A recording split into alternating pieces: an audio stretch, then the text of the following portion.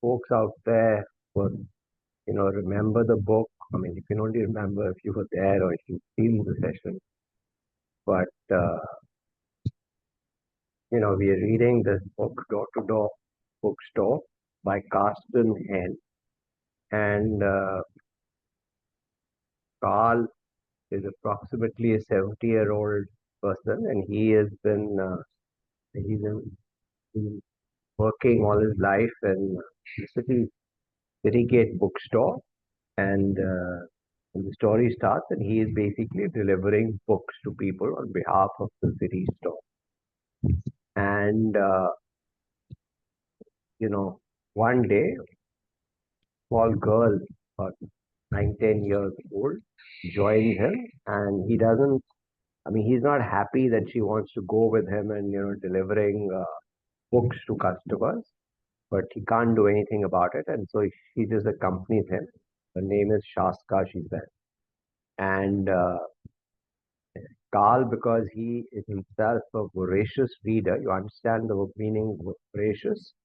Voracious means somebody who reads a lot, right? Doing so, voracious reader, and he gives everybody names out of books. So, for example, Darcy. Darcy is out of Jane Austen's Pride and Prejudice. And he's got somebody, another lady called Mrs. Longstocking. There's somebody who's always sad. He's got Peppy Price. So he gives everybody names out of books. And he hasn't been able to find a name for Shaska as yet. That's a good question. That's a question we have to ask, actually. So he, in the last, basically after doing this for a bit, Shaska tells him that, you keep giving books what people are asking for, and if a person is sad, you give him sad books. So, I mean, why don't you, give books which help people? And she alludes to books being the tonic of the brain. And so he says, no, no, no, that's not the way to do this. And but what she does is she, spends some of her pocket money and picks up some books and delivers them to his customers, and then they find that their customers appreciate those other books. For example, she gives Darcy a book on carpentry. She gives Effie a book of jokes, uh, uh, you know, things like that. So know, Carl, I think, starts to realize that maybe some merit in what she's saying, and he starts to do things to help his customers. In the meanwhile, what happens is, the person who owned the bookstore, Gustav, passes away, and Sabine, his daughter, is running the bookstore now.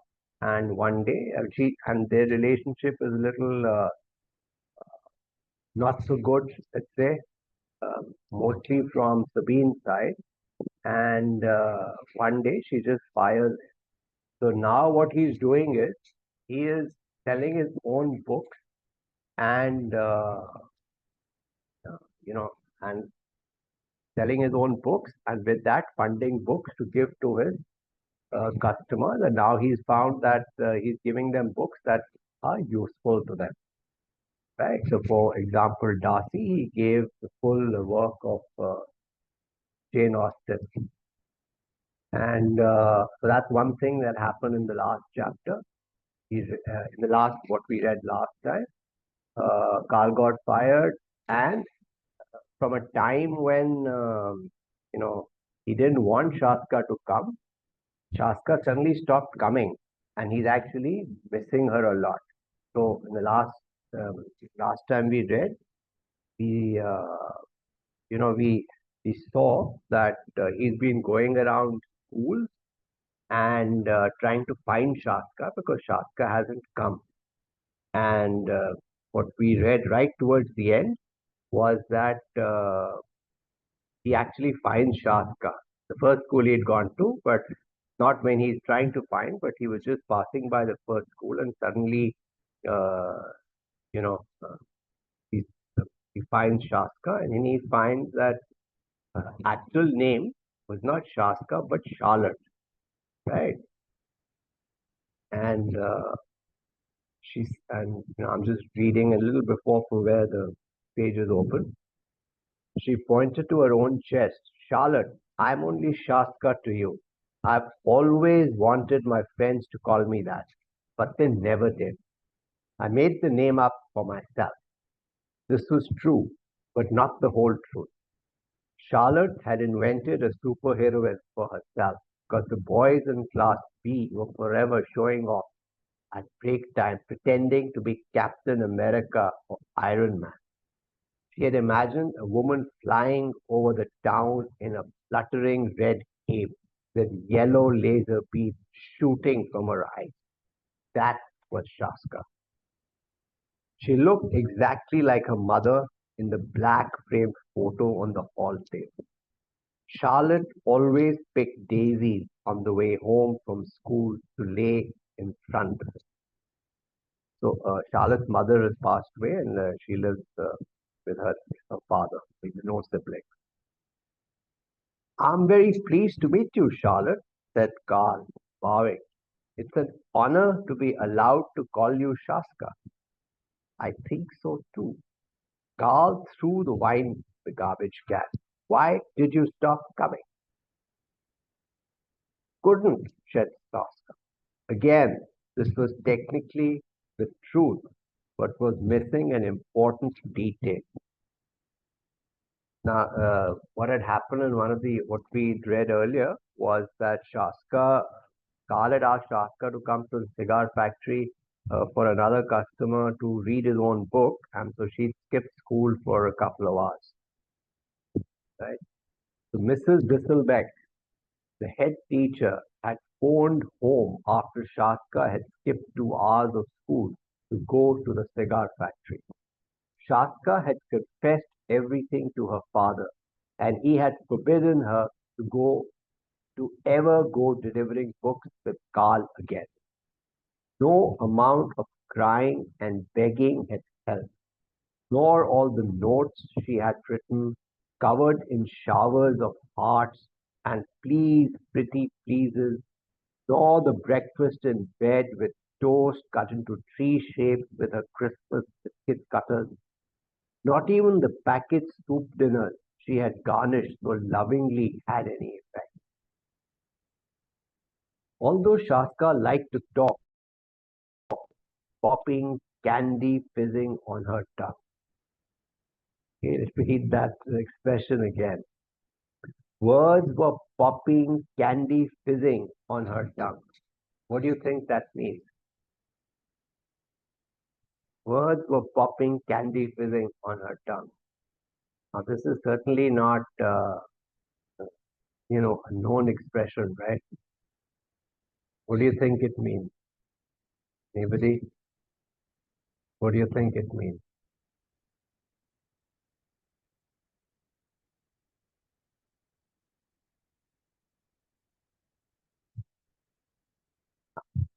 She speaks a lot, right? And she's not short on words.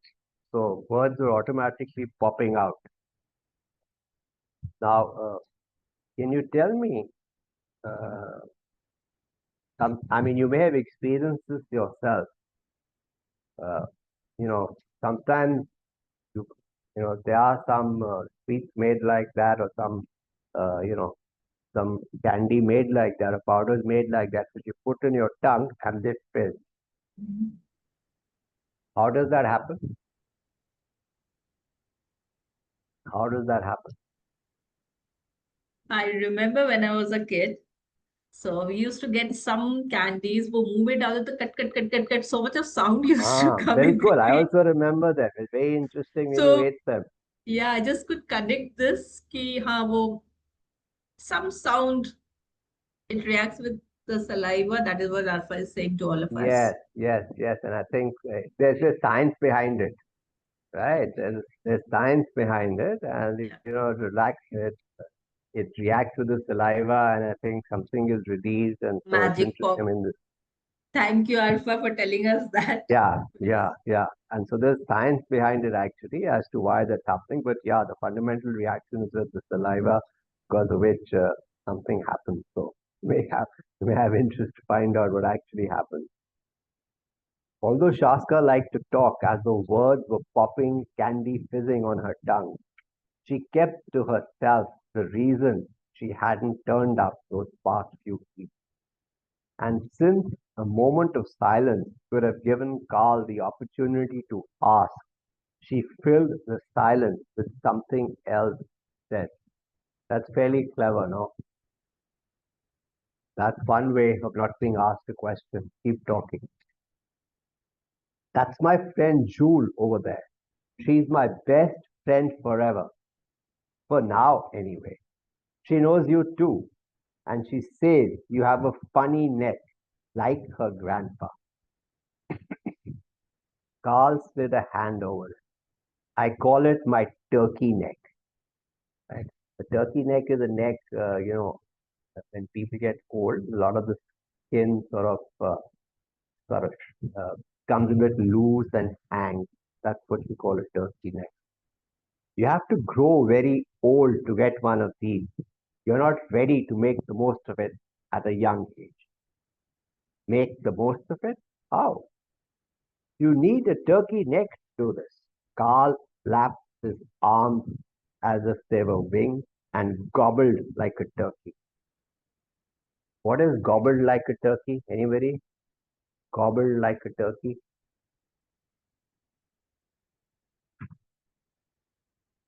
Gobbled like a turkey? Anybody?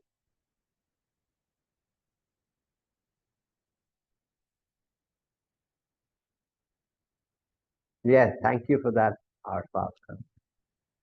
Nisha, why don't you just unmute her? Maybe Arpa, you can tell us all.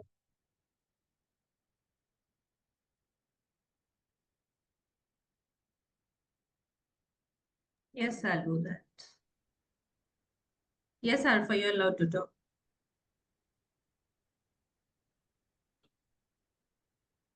Arpa, so just tell us what you found out about the popping candy. So, CO2 is inside the candy under very high pressure. And when we put the candy inside our mouth, the salivary amylase dissolves the sugary coating on the crystals. And then, because the CO2 is under very high pressure, it gets released very rapidly, which gives it the popping sound. Yes, thank you. Yes. Okay, so what is gobbled like a turkey? Well, turkey is a bird, is a dish that we eat during Christmas, right? And Yes. since at that point of time everybody loves to eat it, it Meenakshi, you know, don't go there. celebrate- Don't go there. Don't go there. No, no. It's not so obvious. It's not so obvious. I'm coming Gobble, up with the obvious. it's not what you associate with gobble. No. Okay. Okay, so it's not so obvious. Otherwise, I wouldn't even ask. Gobble. So the a sound that the turkey makes is called gobble. But it is very interesting. I just the word turkey. There are many phrases associated with turkey. Okay, any other phrases you can think of associated with turkey? Okay, let me give you an example. Cold turkey. Okay, uh, and, and many times, the example has been when you do something suddenly without planning, right? Like a couple of friends of mine gave up smoking cold turkey. Just decided, okay, this is it, giving it up and gave it up. That's what you call cold turkey, right? There's some other expressions also with the word turkey. Anybody?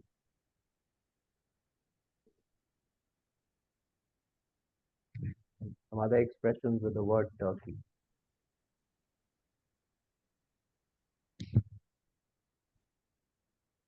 So,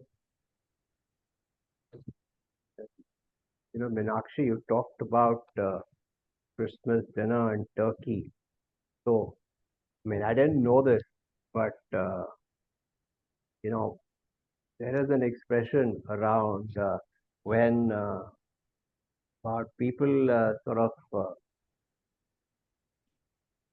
boys and girls, and they're sort of going out or whatever, and then one of them goes home for Turkey, and then the friendship goes away.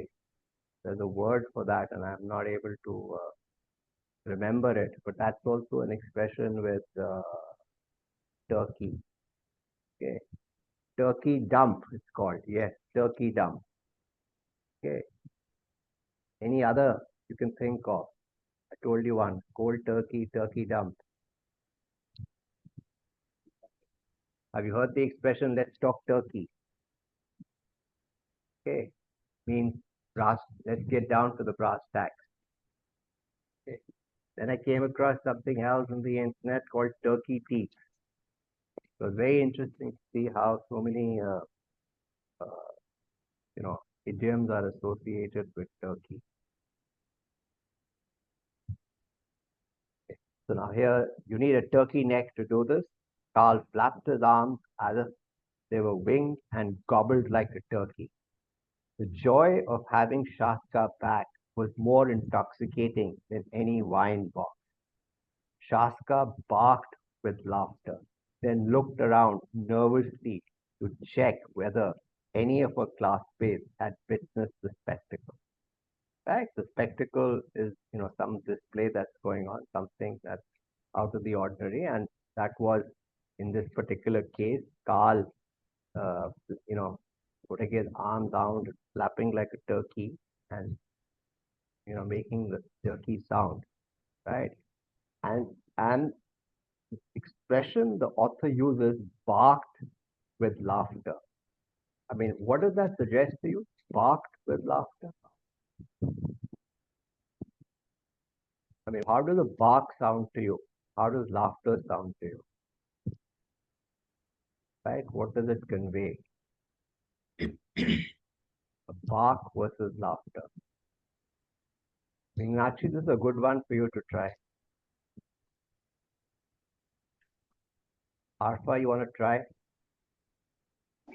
Barked with laughter is a very loud laughter. Okay. Sudden, loud laughter.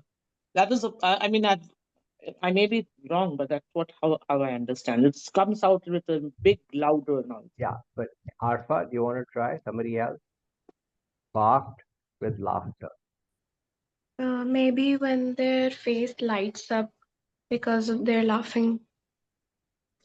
Okay. So, obviously, we don't know what the right answer is, but the way I understood it is that when you bark, it's like it's a short thing, right? Woof, woof, it's a short thing. When you laugh normally, it's continuous, right? And so it's like it's short peals of laughter, which is constrained, and the reason is because it says looked around nervously to check whether any of her classmates had witnessed the spectacle. So to me, it seems that because she's nervous, that Carl is known to her and what Carl is doing, she's just got nervous because of that, and so she finds it funny, but at the same time, it's a constrained laughter. That's what it seems to me. Okay, let's go on. The red-haired boy pointed at her and burst out laughing. That's Simon, isn't it? Asked Carl. The one who's forever pushing you. Shaska nodded hesitantly. Please don't go over.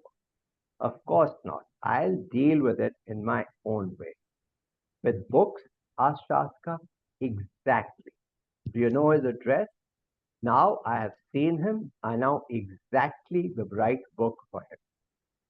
Shaska scribbled it on the back of his hand. But nothing embarrassing, okay? Please. The bell rang. I have to get back to class. Will you come join me on my round again? Shaska pressed her lips together. Of course. This evening? She nodded slowly, but said nothing more. Then she ran across the schoolyard, past the entrance door with its peeling red paint, and was gone. On his way home, Carl passed by a small business selling tissue paper flowers, and walked in on the spur of the moment. He asked for the kind that grow on Treasure Island or in the Wild West or the banks of the Mississippi where Huckleberry Finn lived. But the saleswoman had no idea whether roses, tulips, field poppers, or carnations grew in these regions, and those were the only kind of flowers they stocked. Huckleberry Finn. Anybody familiar? Huckleberry Finn, Tom Sawyer. Anybody read any of these? Who's the author?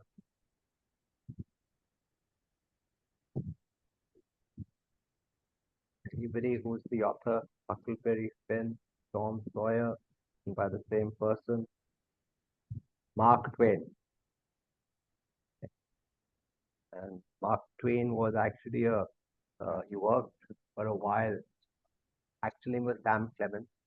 He worked on a boat on the Mississippi. And so that's why he writes, you know, about that region.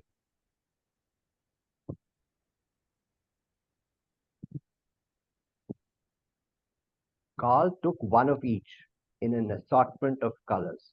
Gustav had been a colorful character. The saleswoman wrapped the flowers carefully in paper when Carl told her they were for the cemetery.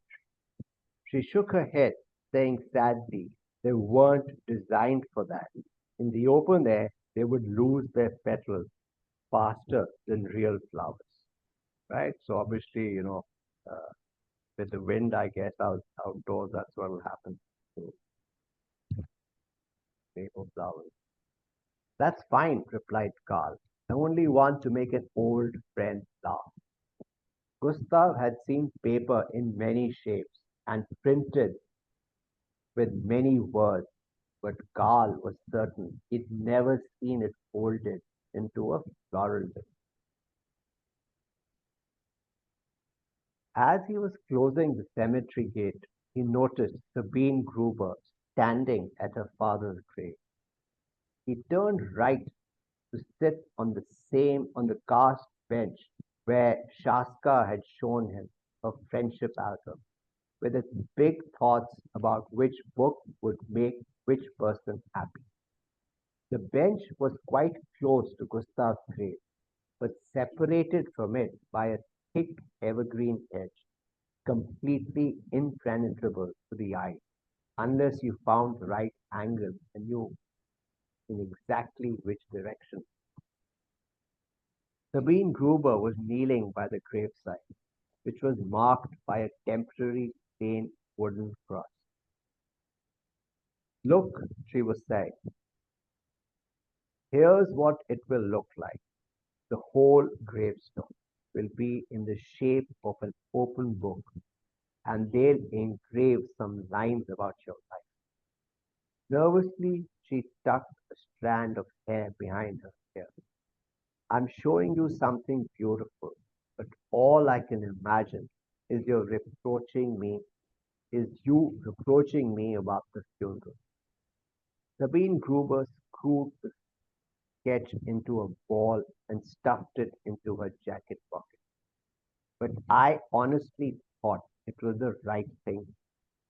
It wasn't until there were so few of us at your graveside that I missed everyone and thought it must be sad for you. You always loved being around people, surrounded by people. I'm sorry, all right. So even Carl wasn't allowed to go for Gustav's funeral. Sabine said that he'd wanted it to be private. It wasn't correct, but that's what he said. She said to Carl, and so she'd had a very small funeral, and now she's talking about it. Now, you know, she didn't. Now she thinks it wasn't a good idea. She pinched out a weed that had broken through the soil. Sometimes I can't bear myself, and I'm sure I'm not alone, but I'm only trying to do things right, to make you proud of me. But now you won't ever be. no matter how hard I tried. I had my chances and you had yours, and we both wasted, didn't we? When it comes down to it, I think fundamentally I lack your book, G. I could work till I sweat blood, and I will still never be like you or your precious Carl. I can see it in his eyes that I'm still just a little girl to him. Did you know? He once complained to my German teacher because I got a D and he thought I should have got an A. My friends found out. It was unbelievably embarrassing. He behaved as if he was my father. You were my father. Or maybe you weren't. He probably meant well. In fact, I'm sure he did. But I never asked him to do it. I don't need him. I can manage on my own. And stop giving me that grim smile. Can't you show me a little warmth, even now you're dead? A little understanding? No, you never were any good for that. She looked up from the grave into the inky blue sky with a deep sigh. Do you remember the time you got so upset that I'd drawn on the blank end pages of your book? They were all illustrations to match the title. I'd made a really good job of Gunther Grass's cat and mouse, but you were livid that I'd defaced your precious novel. I was a little child, for God's sake, but I never could compete with your books. She stood up. Why didn't you have, why did you have to be dead for me to tell you all this? She zipped her jacket up noisily. You know, the saddest part is I love books. I really do. But they never made me as happy as they did you. I couldn't ever forgive you for that. She hesitated, then brushed her hand over the wooden cross and walked. Right. So, we've seen Sabine has had a troubled relationship with her father and also with Carl, and now she, some of the reasons behind that we're beginning to see. So, tell me, how do you think she feels after having done this? How does she feel? How do you think she feels after she's, stood next to her father's grave and just talked like this? How do you think she feels?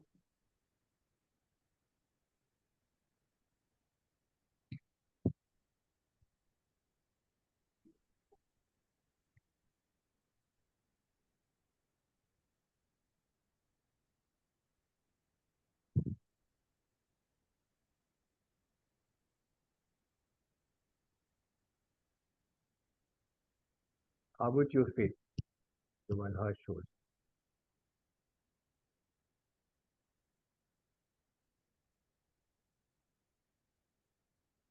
Nilashi, welcome.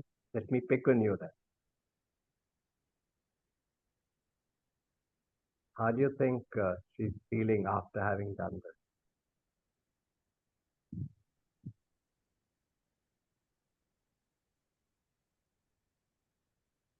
So, put it in chat if you want, or unmute and talk and tell us how do you think she's feeling.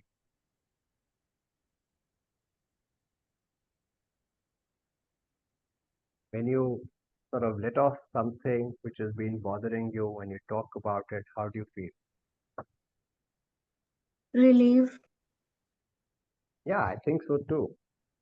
So that's one way of getting out things, getting things off your chest, right? So yeah, I think so too.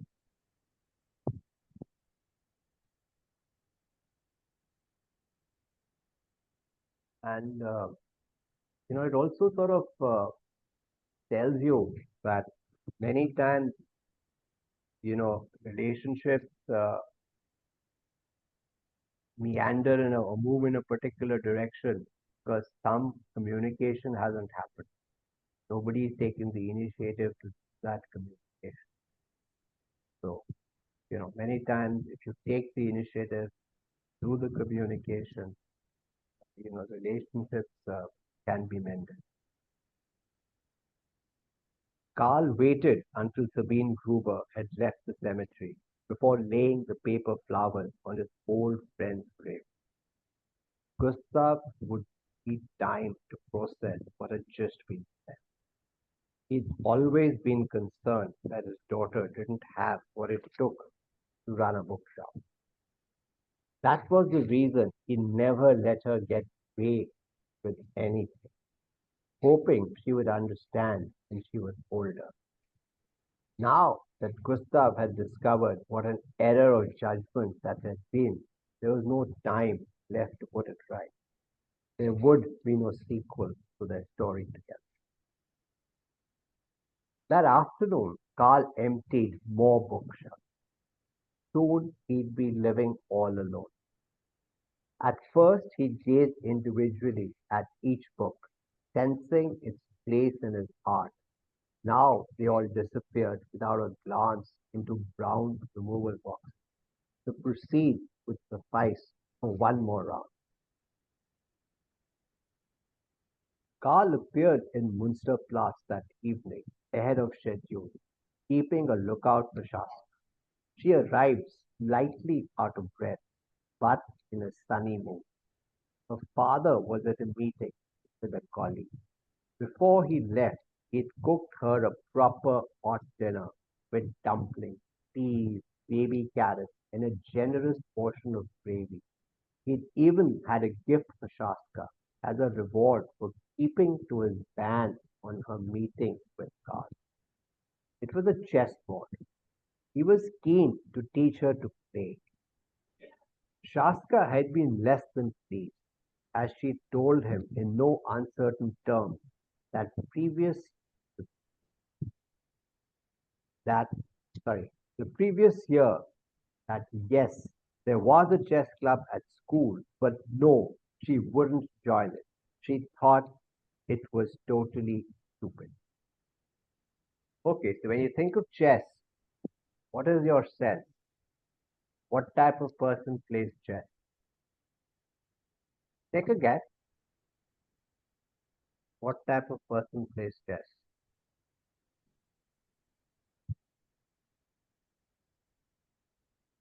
One who loves to be alone, but still,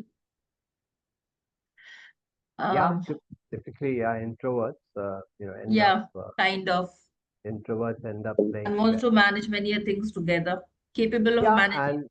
and who like the specifics of the game around the strategy, anticipating what people are going to do and take your own, sort of like that type of thing. And normally introverts, not always true, but normally you would say many times it's introvert.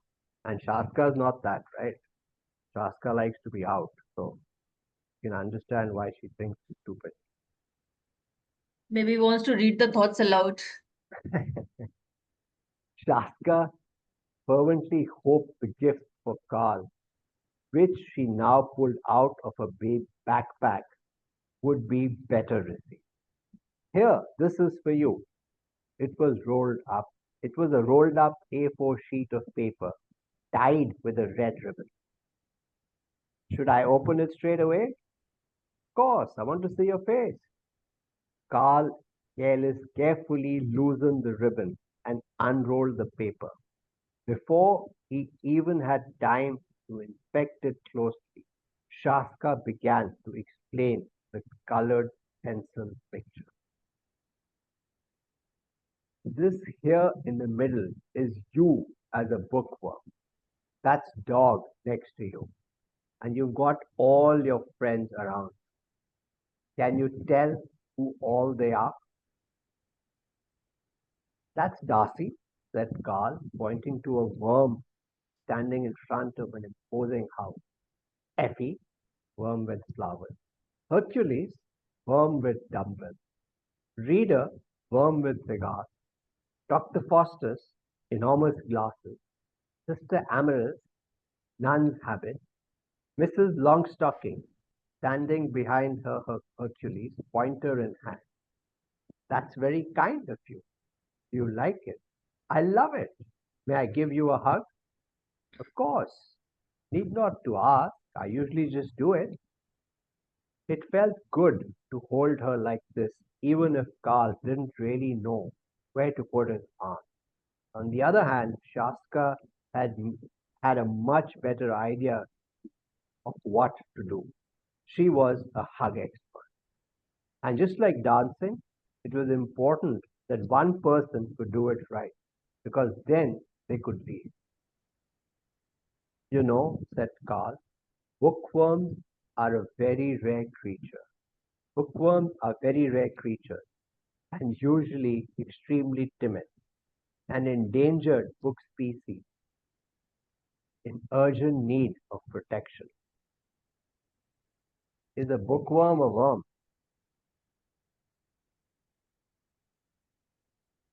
Question for you. Okay, what is a bookworm?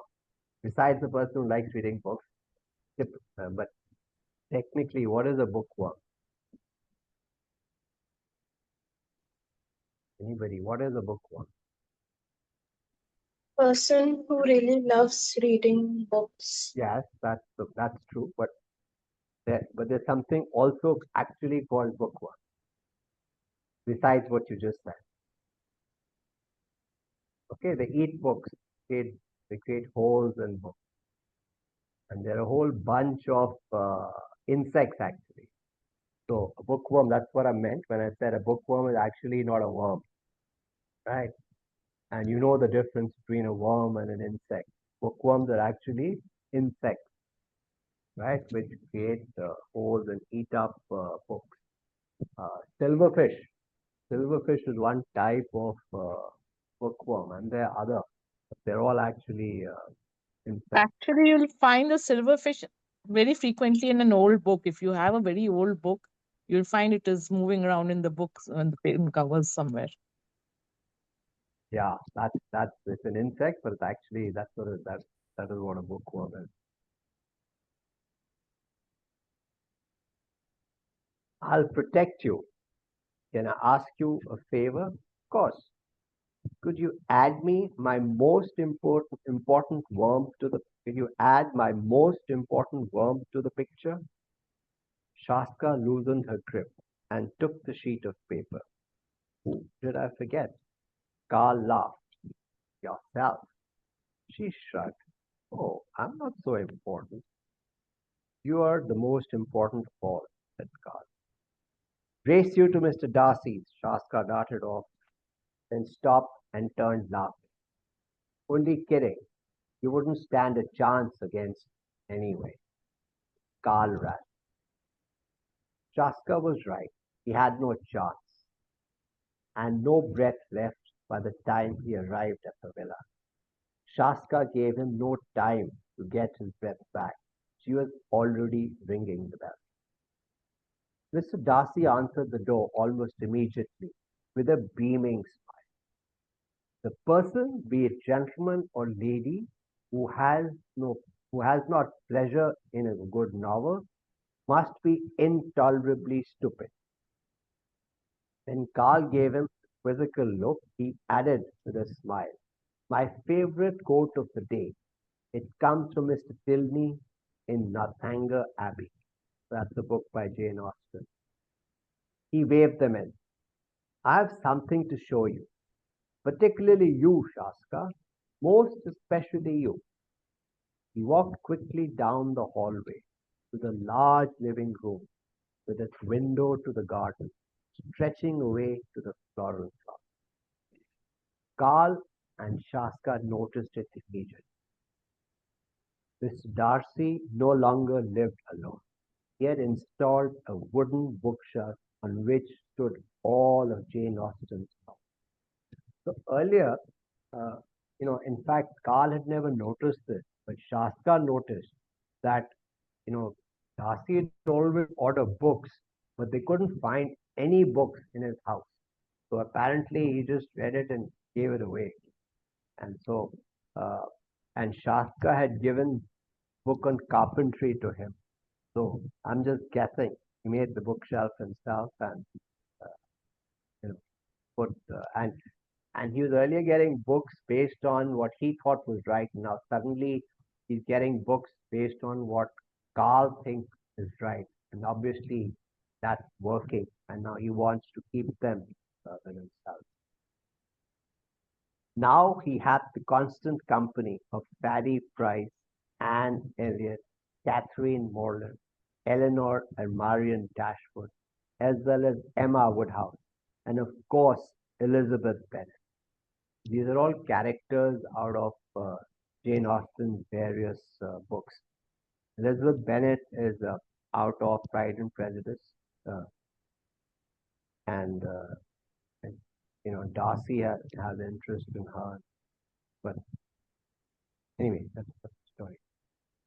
He may not have been able to watch them while they read, but at least he could read about them. But just as a fire burning in a grate makes you notice how cold it is in your back, now that Darcy had all these books and all the life they contained, he sensed how little of that life prevailed around him in the villa's room. Having the novels for company caused him joy and sorrow in equal measure. Please sit down. He paused. He had used the word formal I as usual. I think it's high time we use less formal modes of address. We've known each other for a long time, haven't we, Mr. Calhoun? I may be the younger of the two of us, but I don't wish to let any pride of place stand in the way of our happiness. I have learned this from our dear Jane. He held out his hand. Christian. Fitzwilliam, thought Bookwalker mildly, before responding. Carl, please sit down. This time his words were less formal. For his standards, Mr. Darcy was in positively high spirits. I had an idea last night. Why don't we start a book club, you know, where everyone reads a book together and talks about it? The same as in the past, when people sat together around the fire, tell one another stories. In the Stone Age, it might have been the warmth that gathered them together, but it was the stories that first gave them civilization. What do you think? Should we put up a poster? There's enough room here. In summer, we could sit on my grounds. After the rain, at least. Shaska was enormously proud that Mr. Darcy included her in this speech. It made her feel a whole 10 years older. On the other hand, she felt a whole 10 years wearier at the prospect of talking about books with other people. She had more than enough of that in her class at school. Okay, so uh, this is interesting, right? Shaska is doing these rounds, right? But she's not actually fond of books.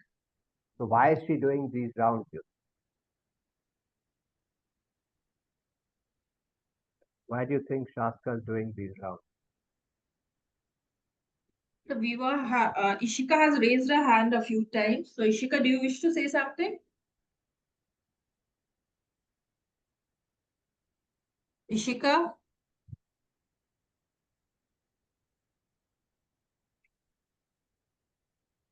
So, when sir was reading, you have put up your hand for quite a few times. I think I've allowed you to talk also. She left. She's not here. Okay. So why is Shaska moving around with Carl? Clearly doesn't like books, right? She wants company, I believe. Yeah, I think she likes interacting with people, right? She likes interacting with people. She likes being outdoors. That seems to me me at least. Right? So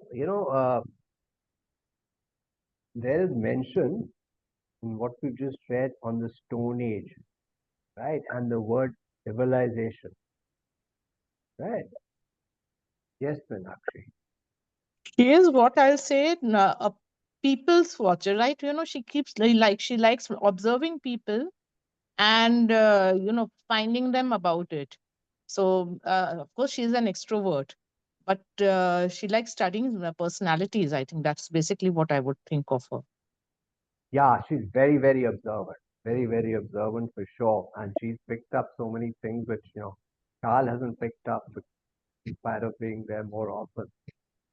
Yeah, absolutely. She's very, very observant, right? So, Stone Age, civilization. You all have read about all this in school, right? I don't know. Yes, Do sir. people, yeah. So there's this mention of stories, right? It was the stories that first gave them civilization, right? So from this, what came after Stone Age? The Copper Age, the Stone Copper Age, and then came the civilizations based on these ages. Then came the Iron Age. So Right, those are. right, And as right, for the right. stories, if you look at the oldest literature, whether it's Ramayana or Mahabharata or Beowulf and all those stories, those are basically stories based on the earliest civilization, the oldest of our civilization. Those were all in oral tradition, Yes, spoken, and transferred from one generation to another in form of a song or a poem, whichever, and whichever way you prefer to call it. So yes, the story came first. Uh, the rhythm and आवाज the पता नहीं rhythm क्यों came नहीं first. आता है इसका And the और ये rhythm नहीं आ came रहा first. है फिर चार्ज लगाओ एकदम खत्म हो बैटरी So that is कैसे how it लगा is. Ravi sir, ah, all right. thank you for that, Meenakshi ma'am. Yes, so stories, passed down generations, oral tradition, right?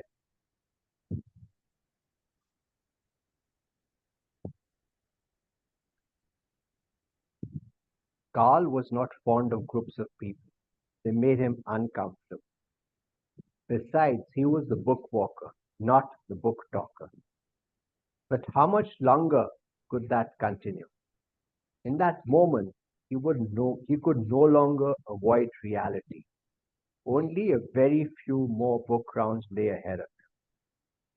And without books, he would cease to walk. He delivered books. That was his life. Without books, that life would be no more. Right? So avoiding reality, all of us, are guilty of it at some stage or the other in our lives, sometimes many, many, many times, right? And just anytime it's difficult to face things and you keep putting them off, but normally it doesn't go away, right? So the quicker we all face, the better off we will be, right? But sometimes, you know, tough to do so.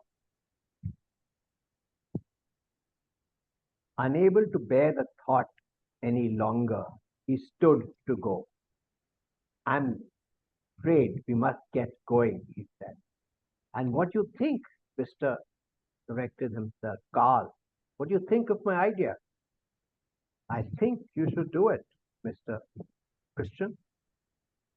You should do it, Shaska chimed. You had no trouble using and informed you. I'll spread the word, then you don't need a poster. Carl walked quickly to the door. Next time, please bring me Jane's unfinished novel, The Watson, Lady Susan, and Sanditon. I can't get enough of her at the moment. Mr. Darcy was eager to start the book club off straight away with these fragments. We will, said Shaska. Carl was already out of earshot. She didn't catch up with him until he got to the corner. Why did you run away? We have a lot more books to deliver today. You're weird. Weirder than usual. Right? Actually, Carl hasn't told her that he's got fired, right? And it's weighing on his mind. So that's why it's showing up in his. Walking helps, said Carl. Then the weirdness peeks out through the feet. Shaska laughed, but only to realize that tension in the air. Just like crying, she could also laugh on demand, although strangely, crying felt better. Moreover, think about that. Crying feeling better than laughing. Quite an interesting statement. Yeah, And I'm sure people might have felt it as well. I don't know, what do you When you think? laugh for no reason, actually you are trying to cover up uh, whatever feeling of sadness is there. Okay, when you laugh to release your tension, you actually, so the tension remains inside, but outside it may seem like the tension has gone out because of the tinkling sound, the lovely sound. But sometimes for ourselves, crying feels better. At least we have released the tension within, and that's my feeling. But Yeah, from that point of view, crying can be more satisfying. But at times when you're laughing at a joke, you're very happy, right? yeah, that is So, different because that's a uh, happy atmosphere. yeah, That's a happy atmosphere. Here it is like there was tension in the air. So she just laughed to release the tension in the air. yeah. So in this context, yeah, I think that's correct. So in this context, because uh, you know that she's laughing, it's not really a laugh in that sense. Right? That's interesting. She could cry on demand and laugh on demand. With every I step, would like to ask the children whether they can do so, cry on demand and laugh on demand.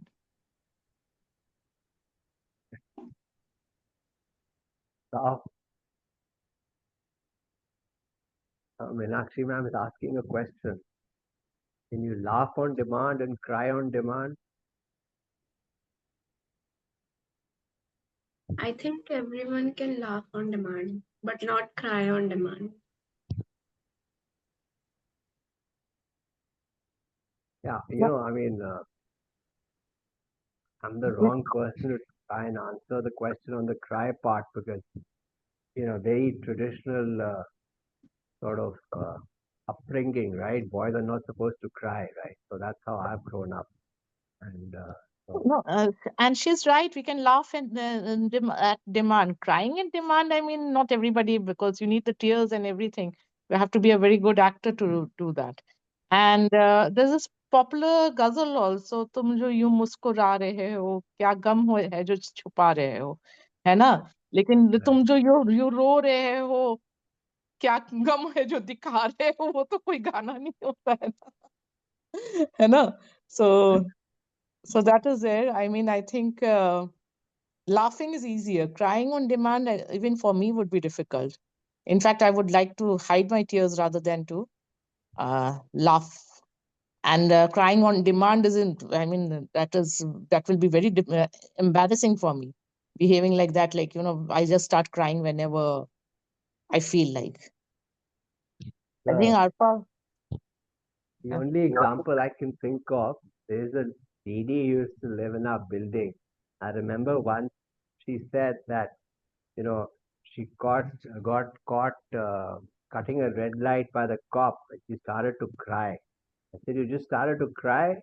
And it seemed to me she meant that, she could just cry on demand. And obviously Yeah. the cop let her go. But yeah, Yeah. no, I think it's difficult. Laughing, yeah, you can do that. Okay. Where was okay. With every step, Carl wrapped the tip of his umbrella hard on the cobblestone. He was powerless to alter his miserable situation. and furious at the thought. Next page, Manisha ma'am. There was no way to avert the end of his time as bookwalker. As Dog joined in, Shaska was ready to leap in the air for joy. She quickly gave it a tiny mouse-shaped treat she had bought precisely should this opportunity arise.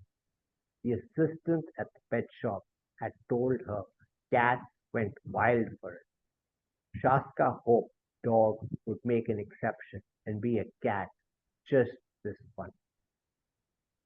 Are we going to see Dr. Foster's today? He hasn't ordered anything. Why?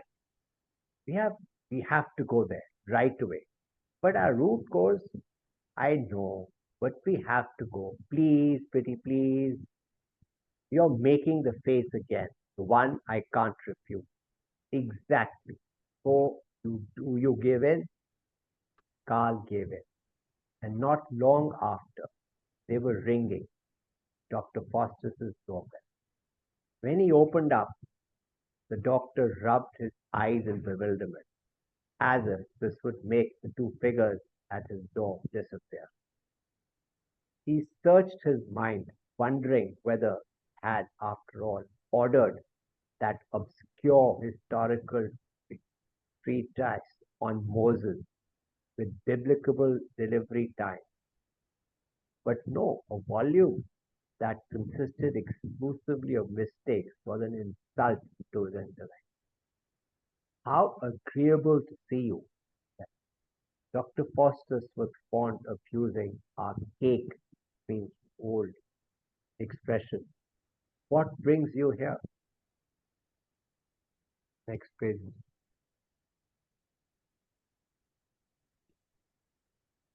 Carl looked expectantly at Shasta. We need your help, she said. It's about this cat. It needs somewhere to stay for a week. Why? Oh yeah, why? Pondered Shasta, who had imagined Dr. Faustus immediately agreeing and scooping Dog up in his arms. In her mind's eyes, he had even nuzzled his face into Dog's side, whereupon Dog had barked loudly with sheer pleasure. In a moment of inspiration, she remembered what had happened that day with Simon at school. The cat is being chased and picked on by other cats. And it's totally innocent. They call it harassment. She handed him the treats. Here, these are Dog's favorites. Dog? Cat. I'll bring you my old cat litter tray tomorrow. Till then, newspaper will do. At least that's what woman in pet shop said. Why are you bringing it to me? I have no expertise with pets. You're the only one of Carl's customers who lives far enough from the other cat's territory. Cat, and will only be safe with you. Hmm. Some people have been daunted by a hmm. In Shaska's word, it meant she'd won. Just one night, one trial, or two. Very well. Okay, let's finish this part. Okay, awesome. Thank you. And don't be surprised if do if cat makes some strange noise. It's supposed to. She stagged at Carl's. She tugged at Carl's sleeve. He can't stop. Bye. Carl almost stumbled as he let her pull him along. He felt like a child who'd just broken into a chewing gum vending machine. You think it will work? Shaska shrugged her shoulders. Maybe, and if not, at least I tried to make it happen. If Dog can't help it, get over his dislike of dogs, no one can. But it's a cat. Exactly. They were standing in front of Effie's house, from which screams were emerging. So let's stop here, Sure, 11:33. So it says here Carl felt like a child who had just broken into a chewing gum vending machine, right? So, how would a child who just broken into a chewing gum vending machine feel,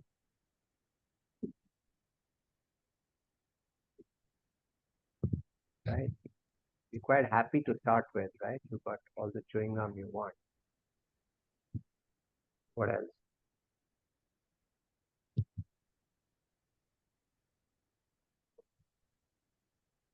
What else? Yep, I think as it says, concerned whether they're going to get caught or not. So that's the other part. So yeah, Manisha, I see your chat. The crying on demand. Yeah, absolutely. Absolutely. They had a name also, these folks, and you'd call them when somebody's So if I passed away, I think. remember on this, Dimple Kapadi or somebody was the main lead, but I don't remember right now. Rudran or something, I don't know. Rudrali. Rudrali. Rudali. Rudali. Yeah. So that was a profession these Rudalis had. They would cry on. They were supposed to cry. Yeah, this is Uh, what I mentioned in the chat, that it used to be a profession. Yeah. They were meant to cry.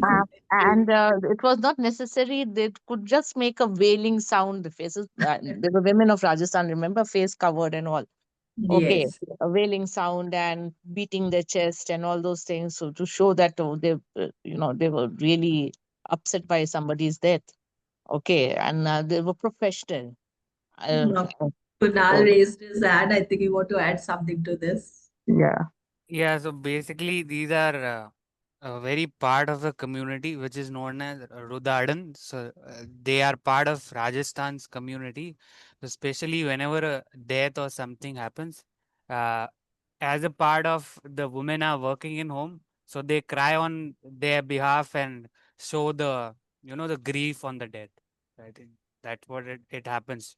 I mean, nowadays it has gone a bit very low, but I think near 2012, I have seen those ladies coming to the homes and doing that. Yeah, it may be some culture or something related, and the elite families, they must be inviting them for that. I mean, what is the reason? Why do we do that? Yeah, so they used to come to when my grandmother passed away. They also came to our home also. So basically, what I feel the idea behind was that when women of the home has many works during those 12 days of ceremonies and all these things. So these Rudadans used to kind of substitute those and cry and show that grief on the family's part. I think that's what the cause was, which I feel. But if I can research a bit more that what was the reason, I Yeah. can come back to you. Okay. Thank you. Over to you, Manisha. Good morning, everyone. So, as everyone is aware, I'm reading the book क्या आपका बच्चा दुनिया का सामना करने के लिए तैयार है. It is having a set of values, and today it just happened to be the last chapter of the book. So, before I start the book, I would like to ask, what do you understand by chama? Forgiveness. So, what is forgiveness according to you? Anyone? You can type your answer or raise your hand so that I can unmute you.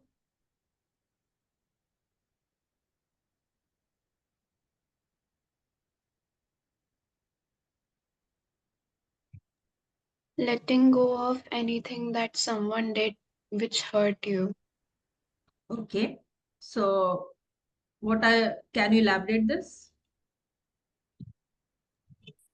Like someone did an act which you did not like, which hurt you, or was not any convenience to you, and you felt bad. But someone said sorry or apologized sincerely, so you decide to let it go and forgive them. Or Okay. Yes, It's please not continue. necessary that they apologize, but still, out of your own kindness, you can also decide to forgive someone. Okay. So do you think we should be forgiving all the time? Or when should Forgive- we forgive?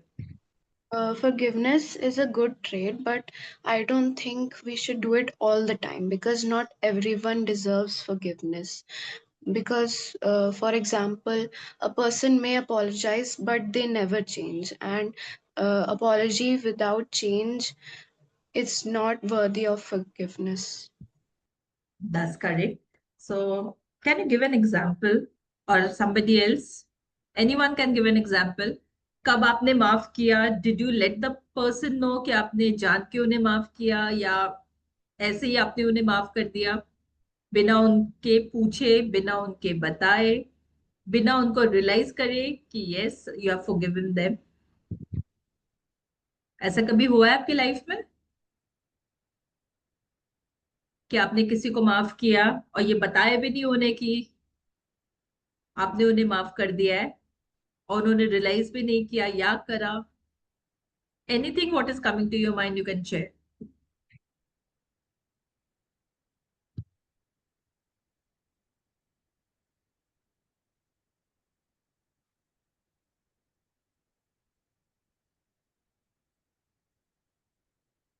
Yes, I'm waiting.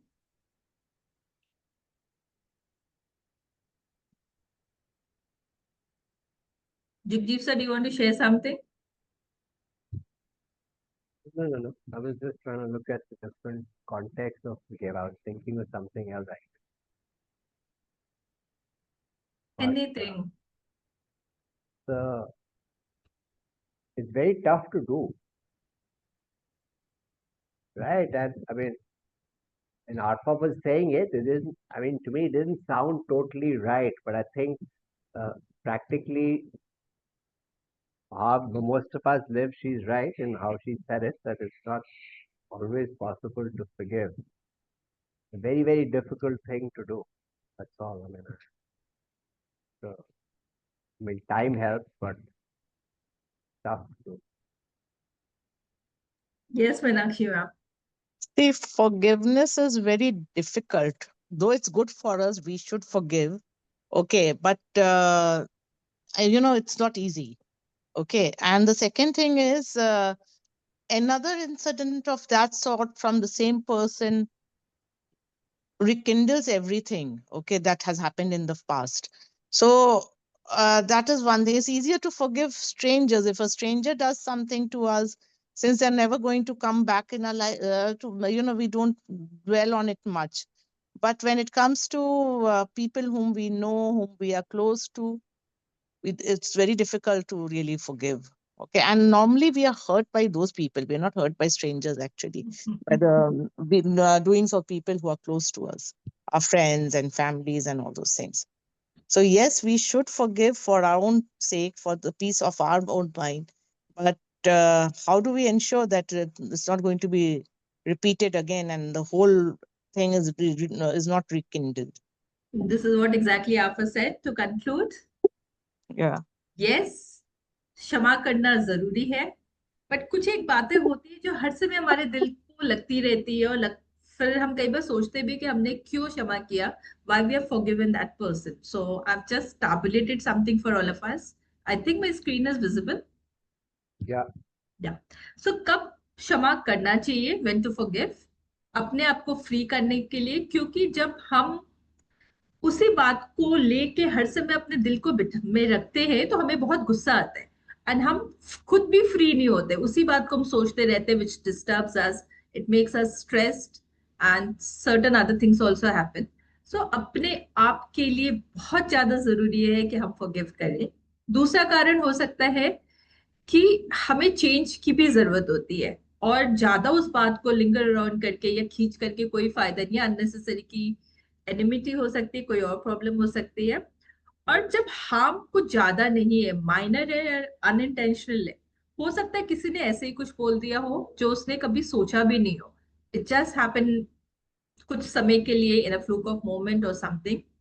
और रिकॉन्सिलियस करना चाहिए, it is very much important. So because आप उस बंदे को नहीं forgive कर रहे हो, आप अपने आप को भी फॉरगिव कर रहे हो, because you also want to live a happy life. It is for yourself that you have to forgive.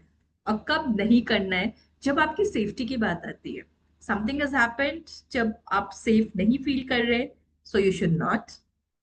And as Arfa said, जब वो बार बार बार रिपीट हो रहा है, thank you so much Arfa for bringing it along, जब वो बार बार वो कर रहे हैं, वो मुंह से तो सॉरी बोल रहा है बट दिल से कभी भी फील नहीं कर रहा है। सो जब कोई भी दिल से सॉरी फील नहीं करता है and आपको उसी बार बार हर्ट करता रहता है, so that is the time you should stop, और कभी भी फॉरगिव नहीं करना चाहिए। और आपकी जो बाउंड्रीज है उसको भी, वो आगे आ रहे हैं, जो थिन लाइन आपने अपने सरकमफ्रेंस पे बनाई है उसके अंदर आने की कोशिश कर रहे हैं, तो that time also should not forgive. And if you are not ready yet, this is very much important, forgive हम तभी करें जब हम खुद रेडी हो। जबरदस्ती का फॉरगिव करके परेशान होने की कोई जरूरत नहीं है। So, do anyone wants to share? Yes, Meenakshi ma'am, you have raised your hand. Yeah, but see, the first line that you have shared about letting go of anger and all those things, okay, that means we should forgive everybody because it's ourselves. We are concentrating on ourselves, irrespective of the fact whether they apologize or whether it's being repeated or not. It's a different matter. We are unable to, because when it's repeated, what happens? We are reminded of the previous True. thing. It's not about, forgiving is always about ourselves. It's not about others, Others. whether they're repeating it or whether they are, whether reconciliation is needed or not. Those things are not important. It's our inner thing, well-being, that matters when we forgive. Exactly. Unfortunately, it doesn't happen that way because some incident might trigger off all the memories. That's what I'm trying to say. So it's difficult. It's very difficult because our internal well-being, we are not used to forgiving. We habitually don't forgive people.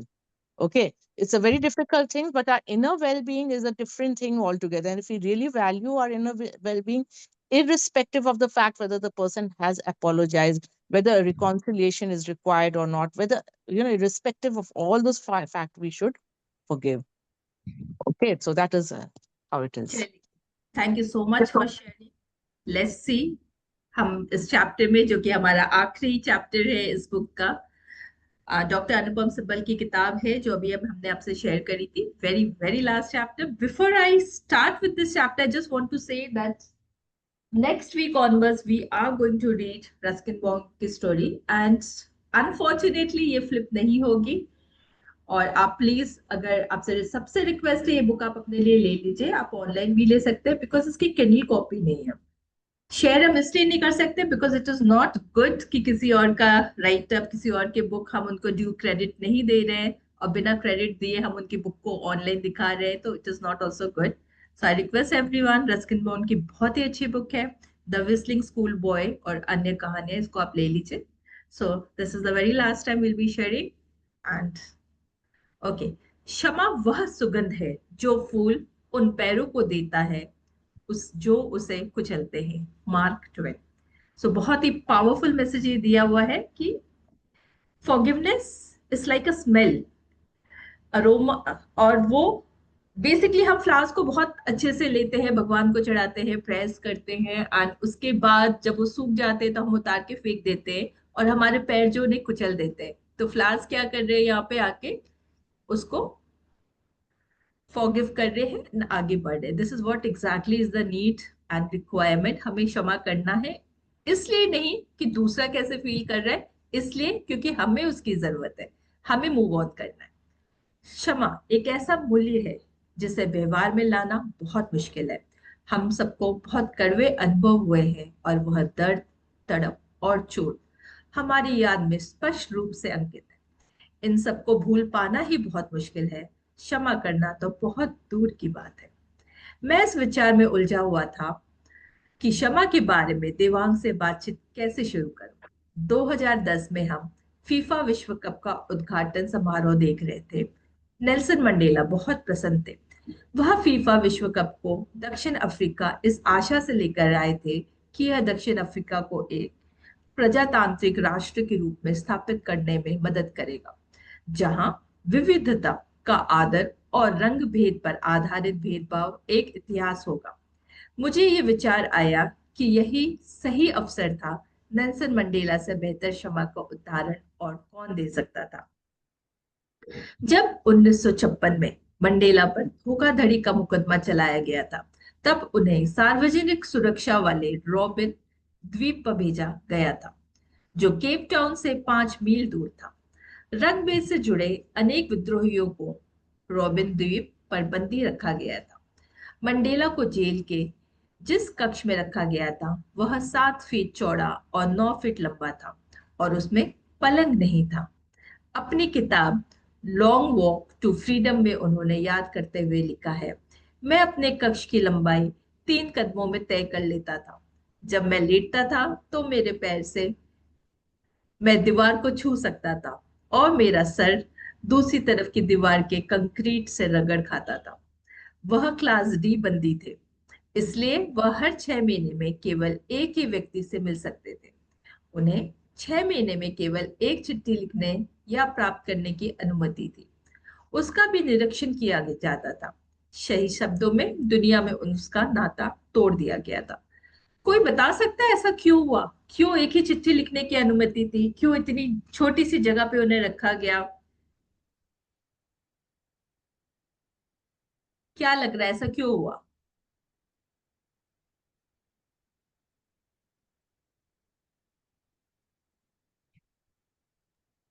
Nelson Mandela जो है, Africa के जो struggle था blacks का against white, है ना, उसमें मतलब he was a leader, right? So ऐसा था कि वो उनका फ्रीडम को कर्ब करने के लिए, दूसरा छोटे जगह रखने का उनका रीजन यही रहता है कि हाँ आप दिखा रहे हो उसको कि उसको फ्रीडम नहीं है। चिट्ठी वगैरह नहीं लिखने देते थे कि हो सकता है कि एक तो फ्रीडम पर कर्ब था, दूसरा ये कि अपना मतलब वो अपनी आवाज और औरों तक नहीं ज्यादा पहुंचा पाए, ऐसा मतलब वो नहीं कर पाए इसलिए। Anyone from the attendees? बच्चों, आप कुछ बोलना चाहेंगे? आपको क्या लगता है? आप चैट बॉक्स में भी लिख सकते हैं।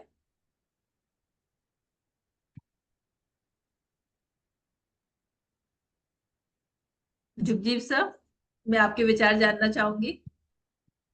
हाँ जी, हमने विस्तार से पढ़ा था उस रात जब हम किताब पढ़ रहे थे,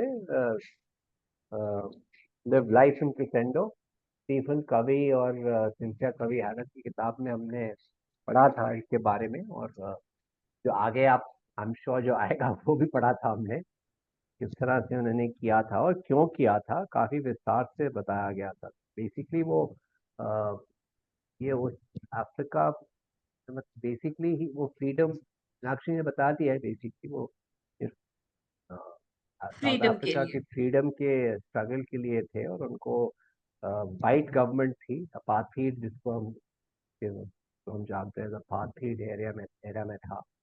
तो उस समय उनको सभी के, वो फ्रीडम मूवमेंट के लीडर थे, सभी जेल में रखा गया। Thank you sir.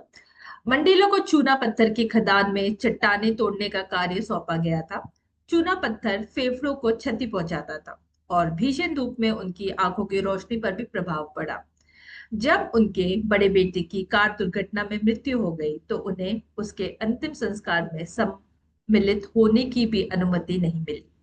18 साल बाद उन्हें रॉबिन द्वीप पर पॉल्समोर जेल में स्थानांतरित किया गया, और फिर विक्टर वर्स्टर जेल में। जब नेल्सन मंडेला को मुक्त करो अभियान जोर पकड़ता गया, मंडेला को आखिरकार 27 साल बाद 72 साल की उम्र में जेल से रिहा करा गया। मंडेला ने अपने शोषकों के प्रति कोई रोष प्रकट नहीं किया। उन्होंने जेल में बिताए कठिन समय के प्रति कोई करवाहट नहीं दिखाई। उनसे पूछा गया कि वह जेल बिताए गए भयानक वर्षों को कैसे भूल सकते हैं। क्या इतने दशकों की पीड़ा से उन्हें क्रोध नहीं आया? वह नफरत को नियंत्रण में कैसे रख पाते थे? उन्होंने जवाब दिया, नफरत या घृणा मस्तिष्क को धुंधला कर देती है। ये आपकी रणनीति की राह में बाधा डालती है, नेता घृणा नहीं कर सकते। अपनी रिहाई के तुरंत बाद उन्होंने प्रथम बहुजातीय चुनाव में अफ्रीकन नेशनल कांग्रेस को विजय दिलाई। वह दक्षिण अफ्रीका के पहले अश्वेत राष्ट्रपति बने। एफ डे क्लर्क, जिन्होंने एक राष्ट्रपति के रूप में उनकी रिहाई का पत्र जारी किया था, पहले उपराष्ट्रपति बने। मंडेला महात्मा गांधी की तरह ही सोचते थे, जिन्होंने कहा था आंख के बदले आंख के सिद्धांत से सारी दुनिया अंधी हो जाएगी। अपने उद्घाटन समारोह में उन्होंने पॉल ग्रेगरी को आमंत्रित किया, जो रॉबिन द्वीप जेल में जेल के वार्डन थे। क्षमा की शक्ति का प्रयोग करके उन्होंने अपना समय दक्षिण अफ्रीकी अश्वेत और श्वेत लोगों के बीच विश्वास स्थापित करने में लगाया। यहाँ मैं ये कहना चाहूंगी कि उन्होंने एक जो ये मैसेज दिया है कि हर समय हम अपने नाराजगी दिखाएं, उसकी जगह बेटर ये रहता है कि हम वो सबको भूल के आगे बढ़े। जैसे कि गांधी जी भी ने कहा था कि अगर हम आंख के बदले आंख मांगेंगे तो पूरी दुनिया ही अंधी हो जाएगी, यानी कोई नहीं देख पाएगा। तो फायदा क्या है इससे? आगे बढ़ो और अपनी लर्निंग को आगे पहुंचाओ, जिससे दुनिया और आगे बढ़ना चाहेगी। Yes Meenakshi ma'am.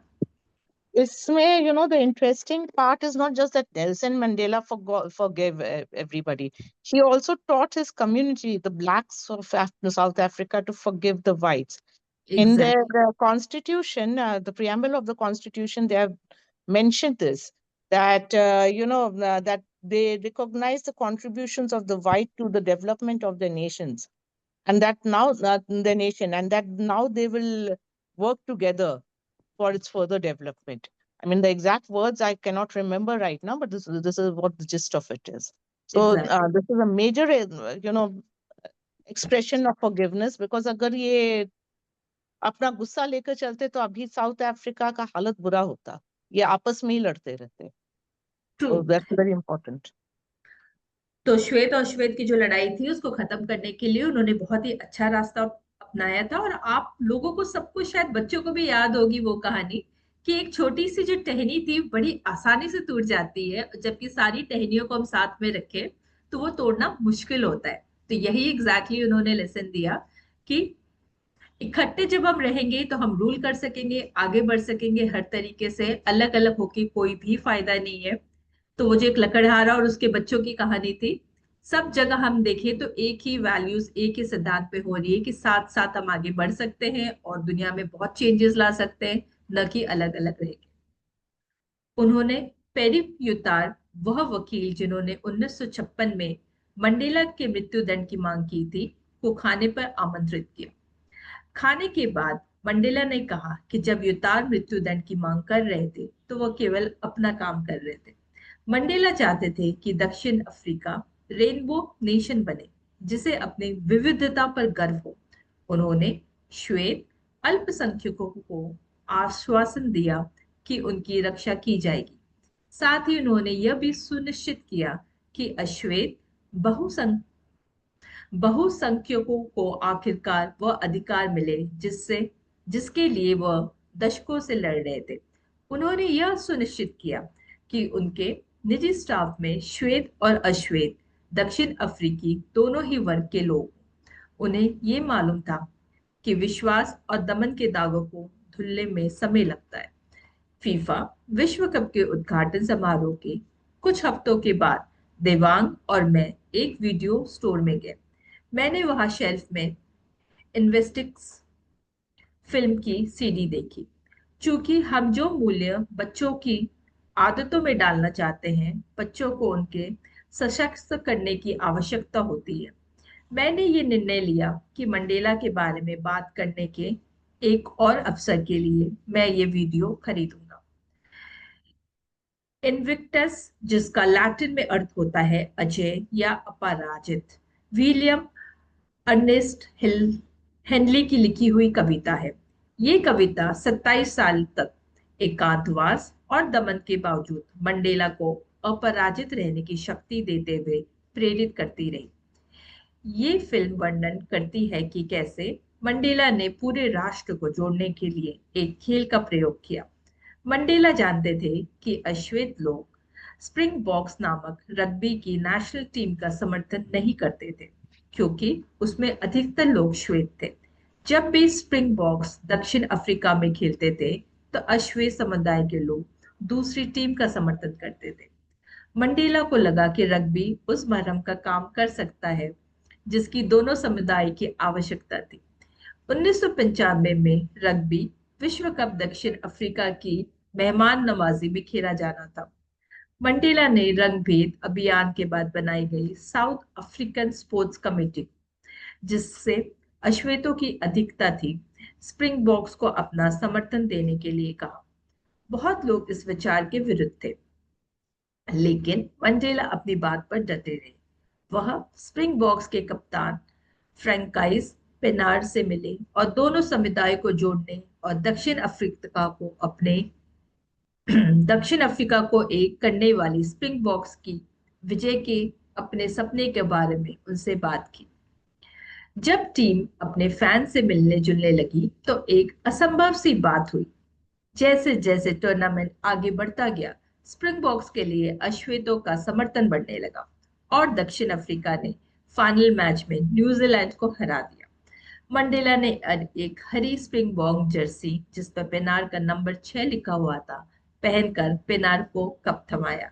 इस घटना ने एकता के लिए मंडेला की उम्मीद से ज्यादा प्रभाव डाला। डे क्लर्क के बारे में कहा, मंडेला ने करोड़ों श्वेत रग्बी फैंस का दिल जीत लिया। रग्बी विश्व कप के फाइनल ने इतिहास को पीछे छोड़ने में बहुत मदद की। मंडेला अपना पद छोड़ने के बहुत बाद तक भी लोगों का दिल जीतते रहे। उन्होंने अपने जेल के वार्डन क्रिस्टो ब्रांड के बेटे को छात्रवृत्ति भी दी। प्रजातंत्र के संस्थापक पिता अपने पीछे एक अखंड दक्षिण अफ्रीका छोड़ गए जहां सबको समान अधिकार है। वह दुनिया को क्षमा का एक शक्तिशाली संदेश दे गए। इतने साल तक जेल में रहने के बाद भी उन्होंने पूरी हिस्ट्री को चेंज करके रख दिया और किस तरीके से श्वेत और अश्वेत के बीच में जो प्रॉब्लम थी उसको सॉल्व करी, ये बहुत ही ज्यादा देखने लायक है। और हम अब तक जितना भी हम लोगों ने पढ़ा है इसे साफ साफ समझ में आता है कि कितनी मेहनत करी होगी उन्होंने इस चीज को आगे लाने के लिए। स्कॉट जॉनसन ने स्मिथसोनियन मैगजीन में लिखा कि जो रॉबिन द्वीप में एक कैदी था और अब एक टूर गाइड है, ने बताया, हमारे नेता नेल्सन मंडेला ने हमें सिखाया कि हमें अपने दुश्मनों से बदला नहीं लेना चाहिए। इसी कारण आज हम आजाद हैं, आजाद है, आजाद है। अपनी चर्चा खत्म करते हुए मैंने देवांग से कहा, इसलिए नेल्सन मंडेला के उदाहरण को आने वाली कई पीढ़ियों को दिया जाएगा ताकि वह उसका अनुसरण कर सके। क्षमा के दिल को छू लेने वाले और अद्भुत उदाहरण सारे इतिहास में भरे हुए हैं। 1984 में ब्राइटन में आयरिश रिपब्लिक आर्मी की साजिश से हुए एक बम विस्फोट में ब्रिटिश नेता एंथोनी बेरी की मृत्यु हो गई। इस बम को पैट्रिक मैजी ने लगाया था। बेरी की बेटी जो ने अपने इस दुख का सामना करने की कोशिश की। वह अपने जीवन में करवाहट नहीं भरना चाहती थी और इसलिए उसने अपने आप को दो विरोधी गुटों के बीच मध्यस्थता के काम में डुबो दिया। जब मैजी 1999 में गुड फ्राइडे एग्रीमेंट के तहत जेल से रिहा हुआ तो जो ने उससे मिलने की इच्छा व्यक्त की। उनकी ये मुलाकात 3 घंटे तक चली। वे फिर मिले और ऐसी अनेक मुलाकातों और चर्चाओं के बाद वे दोस्त बन गए। जो ने मैजी को क्षमा कर दिया। उन दोनों ने मिलकर दुनिया में प्रेम और क्षमा का संदेश फैलाने का निश्चय किया। वियतनाम युद्ध के दौरान यूएस के द्वारा गिराए गए नापाम बमों ने बहुत विध्वंस किया। एक जवान लड़की किम फुक एक ऐसे ही हमले में बहुत गंभीर रूप से घायल हो गई। किम की एक फोटो ने मीडिया का बहुत ध्यान आकर्षित किया, जिसमें वियतनाम युद्ध के विध्वंस को प्रकाश में लाने में बहुत मदद मिली। उसी हमले में किम ने अपने परिवार के कुछ सदस्यों को भी खो दिया। उसे भी जो चोटें लगी थी उसके कारण उसे 17 सर्जरियां करवानी पड़ी, लेकिन फिर भी उसके व्यवहार में कभी भी कड़वाहट नहीं नजर आई। वह उन लोगों को क्षमा करने के लिए तैयार थी जो उसे इतनी पीड़ा और दुख देने के लिए जिम्मेदार थे। 1996 में वह उस पायलट से मिली जिसने वॉशिंगटन डी सी में वियतनाम वेट रन मेमोरियल पर हमले का नेतृत्व किया था और उसे निजी तौर पर क्षमा कर दिया। जब हम अमृतसर में जलियांवाला बाग देखने गए, जहां करीब 1000 निरीह भारतीयों को ब्रिटिश द्वारा हत्या कर दी गई थी, तो देवांग ने पूछा, भारतीय इतने सहनशील क्यों थे? उन्होंने ब्रिटिश लोगों से नफरत क्यों नहीं की? मैंने जवाब दिया, बेटा, हम भाग्यशाली थे कि हमारे बीच एक ऐसा व्यक्ति था जिसने हमें सहनशीलता, अहिंसा और क्षमा की राह दिखाई। गांधी ने ब्रिटिश शासकों को अपने देश के लोगों में फूट डालते हुए देखा। उन्होंने एक आर्थिक रूप से संपन्न देश को बर्बाद होते हुए देखा। जब वो उन लोगों से मिले जिनके परिजनों की जलियांवाला बाग में निर्मम हत्या हुई थी, तो उन्होंने उनकी उस पीड़ा को देखा जो किसी परिवार के व्यक्ति को खोने से होती है। उन्होंने खुद भी कई सालों तक जेल में कठिनाइयां झेली, लेकिन फिर भी उनके मन में ब्रिटिश के प्रति क्रोध नहीं था। अपने प्रसिद्ध भारत छोड़ो आप भाषण में, जहां उन्होंने ब्रिटिश लोगों से भारत से चले जाने के लिए कहा और भारत छोड़ो आंदोलन शुरू किया, उन्होंने अपनी भावनाएं व्यक्त की। सवाल ब्रिटिश के प्रति आपके व्यवहार का है। मैंने देखा है कि लोगों में ब्रिटिश के प्रति नफरत है। लोग कहते हैं कि वे उनके व्यवहार से तंग आ गए। हमें इस भावना से मुक्त होना चाहिए। हमारा झगड़ा ब्रिटिश लोगों से नहीं, हम तो सामंतवाद के विरुद्ध लड़ रहे। ऐसे समय में जब मुझे अपने जीवन के सबसे बड़ी लड़ाई लड़नी हो, तो भी मैं मन में किसी के विरुद्ध नफरत नहीं रखूंगा। कोई कुछ कहना चाहेगा यहाँ पे? क्या आपने कभी भी ऐसा कुछ अनुभव किया है कि आप ना चाहते हुए भी आप क्षमा तो कर रहे हैं, पर बार बार बार वो चीजें आपके दिमाग में आती जा रही है कि नहीं, हमें नहीं करना चाहिए था, या हमें करना चाहिए था, हमने बहुत ही अच्छा किया ये करके?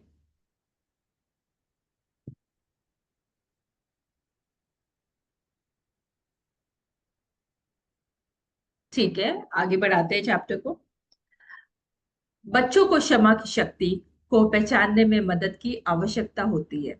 मुझे 12 साल के एक लड़के का प्रकरण याद है, जिसे थकान की शिकायत के इलाज के लिए लाया गया था। उसे कोई शारीरिक लक्षण नहीं थे। अक्सर बच्चों को शारीरिक परेशानियों के परामर्श के लिए लाया जाता है, जिनके बारे में बाद में पता चलता है कि वे मनोवैज्ञानिक कारणों से है। जब मैंने उसके शारीरिक स्वास्थ्य से संबंधित प्रश्न पूछे, तो माता पिता ने बताया कि वह अपना गृह कार्य पूरा नहीं कर पाता था, खेलकूद का आनंद नहीं लेता था और खुश नहीं दिखता था। उसे अक्सर क्रोध आता था और उसे किसी चीज में रुचि नहीं थी, पढ़ाई में भी नहीं। और अधिक पूछताछ के बाद यह स्पष्ट हुआ कि उसके व्यवहार में यह परिवर्तन स्कूल में हुई एक घटना के बाद आना शुरू हुआ था। उस लड़के की एक सहपाठी के साथ लड़ाई हो गई थी और शिक्षक उन दोनों लड़ने वाले लड़कों को प्राचार्य के पास ले गए थे। उस लड़के को डांट पड़ी थी और तब से उसमें ये परेशानी शुरू हो गई थी। उस लड़के को ये लगा कि हालांकि उसे लड़ाई शुरू नहीं की थी, फिर भी उसे बराबर का जिम्मेदार ठहराया गया था। उसे उस लड़के पर जिसने ये लड़ाई शुरू की थी, उस शिक्षक पर और प्राचार्य पर क्रोध था। यह घटना 2 महीने पहले घटी थी। इस लड़के के माता पिता ने उस दूसरे लड़के के माता पिता, शिक्षक और प्राचार्य से मुलाकात की और ये जानने की कोशिश की कि आखिर हुआ क्या था। इस लड़के का एक भाषण प्रतियोगिता में स्कूल का प्रतिनिधित्व करने के लिए चयन हुआ था। उसका सहपाठी, जिसका चयन नहीं हुआ था, उसके डेस्क के पास आया और बोला कि वह चयन के लायक नहीं था। तो ये जो छोटा बच्चा है, इसे लगा कि इसे जज भी किया गया, इसे परेशान भी किया गया और उसकी गलत कंप्लेन भी हो गई।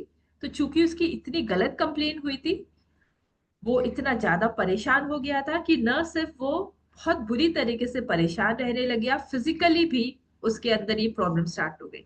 किसी न किसी तरीके से वो अपने स्कूल भी जाना पसंद नहीं कर रहा था, पढ़ना भी नहीं पसंद कर रहा था और भी बहुत सारी प्रॉब्लम हो गई थी। इसके बाद एक बहस शुरू हो गई और जिस बच्चे का चयन नहीं हुआ था, उसने इस लड़के को थप्पड़ मार दिया। इसने वापस पलट कर थप्पड़ मारा और इस तरह इस घटना ने एक बड़ी लड़ाई का रूप ले लिया। उनकी क्लास टीचर ने दोनों बच्चों को अलग किया। इस लड़के को लगा कि उसके साथ अन्याय हुआ था क्योंकि उसने लड़ाई शुरू नहीं की थी, केवल प्रतिकार किया, और उन दोनों लड़कों को अनुशासनहीनता का पत्र देने के अलावा और कोई सजा नहीं दी गई थी। क्या आपको लगता है इस लड़ाई को किसी और तरीके से खत्म किया जा सकता था, या आपस में एक दूसरे को थप्पड़ मारने की जगह और कुछ कर सकते थे वो बच्चे?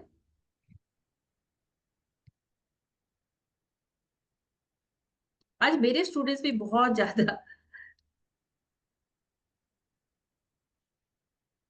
कोई कुछ कहना चाहेगा?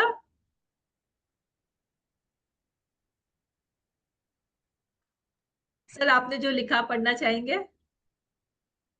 नहीं, मैंने तो इनविक्टस पोएम लिखी। हाँ जी। बेसिकली मेरे को थोड़ी थोड़ी थोड़ी याद आ रही थी, फिर पूरी याद आ गई कि वो कहानी मतलब जिस तरह से आर्ट ऑफ क्रिस्टेंडो में बनाई गई थी कि एक मेरे ख्याल प्रोफेसर थे या कोई टी ब्राउन, जिन्होंने विलियम हेनली को मोटिवेट किया। विलियम हेनली एक्चुअली उसको टीबी आर्थराइटिस ऐसे कुछ था, एंड देन उसकी जब लेफ्ट लेग एम्प्यूटेट हुई तब उसने इन्विक्टस लिखा। और वो इन्विक्टस पढ़ने के बाद नेल्सन मंडेला पे एक बहुत जबरदस्त असर पड़ा। तो कहाँ से कहाँ बात पहुंच गई कि तो वही मैं सोच रहा था कि आपको पता नहीं आपने कुछ किया उसका क्या इम्पैक्ट होगा दुनिया में। तो एक प्रोफेसर ने एक मतलब स्टूडेंट को यू नो इंकरेज किया लिखने के लिए। उसने फिर उसको कोई परेशानी आई, उसने इन्विक्टस लिखी अपनी परेशानी ओवरकम करने के लिए, और उसने इतना महान कार्य करके दिखा दिया। बिकॉज मेरे को नहीं लगता कि मैंने अपनी लाइफ में इससे बड़ा एग्जाम्पल देखा हो फॉरगिवनेस का। महात्मा गांधी मतलब हमने पढ़ा है पर देखा नहीं है, पर ट्रू। नेल्सन मंडेला को देखा है। मतलब हमारे सामने हुआ। जो रग्बी वर्ल्ड कप आप बता रहे थे वो सब मतलब उसको उसके बारे में अखबार में पढ़ते थे। तो I mean just I mean amazing amazing story Nelson Mandela. उस किताब में वो लिखते हैं कि वो कैसे उन्होंने जो उनके गार्ड्स वगैरह थे जो उसके सेल के बाहर थे, उनको उनको भी बिकॉज पे एक फॉरगिवनेस थी। दूसरी बात उसमें फेथ, नेल्सन मंडेला का फेथ बहुत स्ट्रांग था। तो तो किस तरह से उन्होंने जो उनके गार्ड थे उन पर भी इतना गहरा असर छोड़ा, क्योंकि उनकी के साथ जिस तरह वो व्यवहार कर रहे थे कोई उसमें सब रोच नहीं था, कोई रोष नहीं था। तो इससे very inspiring story Mandela. I have not gone beyond it in spite of what you been. Very true. जो चीज हम देखते हैं, सुनते हैं, समझते हैं, उसका कुछ ज्यादा ही हमारे ऊपर पावरफुल इफेक्ट आता है, न कि जो कि हम बहुत सालों पहले हो गई, जो हमें पता बस न्यूज से चल रहा है या किसी और तरीके से चल रहा है। और यहाँ पर भी अगर हम कनेक्ट करते हैं स्टोरी से, तो बच्चे आपस में झगड़ा कर रहे, एक बच्चे ने उसको लिया कि हाँ, I am more valuable, I am more capable, मुझे चांस मिलना चाहिए, और कुछ भी वो दूसरे बच्चे को बोल के चला गया। तो आपस में बच्चे भी जब झगड़ा करते हैं, परेशान करते हैं एक दूसरे को, तो वो कभी नहीं सोचते कि हो सकता है लॉन्ग रन में फिजिकली, साइकोलॉजिकली, मेंटली कुछ प्रॉब्लम बच्चे को हो सकती है। तो ये स्टोरी हमें ये सोचने पे मजबूर भी कर रही है कि आपस में बच्चे जो एक दूसरे को नच करते हैं, हल्का सा धक्का दे दिया, ये कुछ भी छोटे मोटे शब्द बोल देते हैं, उसका साइड इफेक्ट या लॉन्ग टर्म में क्या इफेक्ट हो सकता है। तो सोच समझ के अपनी बातों को रखिए, और झगड़ा करने की जगह बहुत ज्यादा बेटर है कि उस बात को फुल स्टॉप लगा के आगे बढ़िए, बिकॉज हो सकता है आपकी छोटी सी बात का असर दूसरों पे बहुत ही बुरा पड़ा हो। टीना मैडम का सुझाव है चैट में, एक दूसरे को अच्छे से समझाना चाहिए। एग्जैक्टली। तो हो सकता है शिक्षक ने, प्राचार्य ने अच्छे से समझाया हो, नहीं समझ पाए हो बच्चे, तो इसलिए उनको रेस्ट्रिकेट कर दिया हो, बिकॉज जनरली टीचर समझाते ही है। एंड स्कूलों में ये चीजें आम देखी गई है कि आपस में झगड़ा कर रहे हैं, मार पिटाई कर रहे हैं, और ज्यादा झगड़ा नहीं बढ़े तो उसको वहां पे कुछ तो फुल स्टॉप लगाना चाहिए। लेकिन वह लड़का इस घटना को भूल नहीं पा रहा था, और इसका उसके जीवन पर बहुत गंभीर प्रभाव पड़ने लगा। 3 परामर्शों के बाद उस लड़के को ये आभास हुआ कि केवल वह उस दर से गुजर रहा था, और आगे बढ़ने के लिए उसे अपने सहपाठी को उसके लिए क्षमा करना होगा। उस लड़के को ये समझने के लिए काफी परामर्श देना पड़ा कि क्षमा ही एकमात्र रास्ता है। आखिरकार उसने उस लड़के को क्षमा कर दिया और जीवन में आगे बढ़ गया। उसके अंक भी पहले जैसे आने लगे, और जैसे इस घटना से पहले आते थे, और उसे अपने पसंदीदा खेल में आनंद आने लगा और वह खुश रहने लगा। जैसे ही इस बच्चे ने सोचा कि हाँ, मुझे एक फुल स्टॉप लगाने की बहुत ज्यादा जरूरत है, उसे क्षमा, फॉरगिवनेस की वैल्यू समझ में आई। और जैसे ही वैल्यू समझ में आई, उसकी लाइफ वापस से जैसे कि पहले थी वैसे ही आने लगी, और वो थोड़ा खुश रहने लगा। और इसके लिए हमें समझ में आता है कि जितनी भी हम चीजें आसपास देख रहे हैं, समझ रहे हैं, forgiveness is very much important. क्षमा निश्चय ही बहुत शक्तिशाली है। ये विवाद की समाप्ति कर सकती है। हमें खुद को और अपने बच्चों को इस गलत विचार से मुक्त करना होगा कि क्षमा करने से हम छोटे हो जाते हैं, बल्कि क्षमा हमें बहुत बड़ा और महान बना देती है। महात्मा गांधी का मानना था, कमजोर व्यक्ति कभी क्षमा नहीं कर सकता। क्षमा तो शक्तिशाली लोगों का गुण है। अगर हमारे बच्चे हमें उन लोगों को क्षमा करते हुए देखेंगे जिन्होंने हमारे साथ गलत किया है, तो वे भी ऐसा ही करेंगे। अगर हमारे बच्चे हमें घृणा से भरा और बदला लेने की फिराक में देखेंगे, तो वे भी ऐसा ही करेंगे। यहाँ साफ साफ बताया गया है रोल मॉडलिंग, कैसे हम रोल मॉडलिंग कर सकते हैं, किस तरीके से हम सही एटिकेट्स, वैल्यूज अपने अंदर पहले लाके फिर हम अपने से छोटे जो है उनको बता सकते हैं, क्योंकि होता वही है जो हम करते हैं। यहाँ पे मैं एक बात और बोलना चाहूंगी, कथनी और करनी में डिफरेंस नहीं होना चाहिए। हमें वही करना चाहिए जो हमारी सोच है, वरना दोनों के बीच में जो डिफरेंस आता है वो लोगों को साफ दिखाई पड़ जाता है। तो अगर आप क्षमा भी कर रहे हैं तो उसको मुंह से मत करिए, दिल से करिए, क्योंकि आपके बिहेवियर, आपकी बॉडी लैंग्वेज में कहीं ना कहीं वो दिख जाएगा। क्षमा करना ऐसा है जैसे एक कैदी को रिहा करना और फिर ये जानना कि वह कैदी तुम ही थे। So with this I and today's session.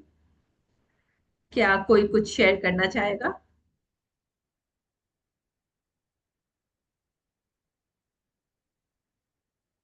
Lunch break होने पे थोड़ा टाइम है, कोई कुछ बोलना चाहेगा?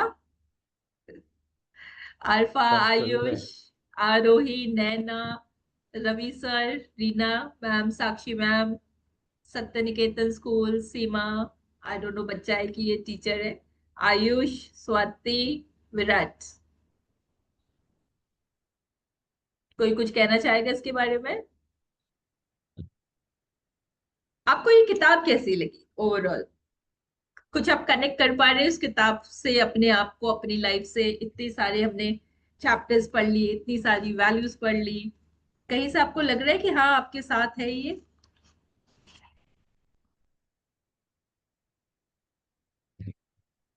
मेरे को इस किताब में क्या अच्छा लगा कि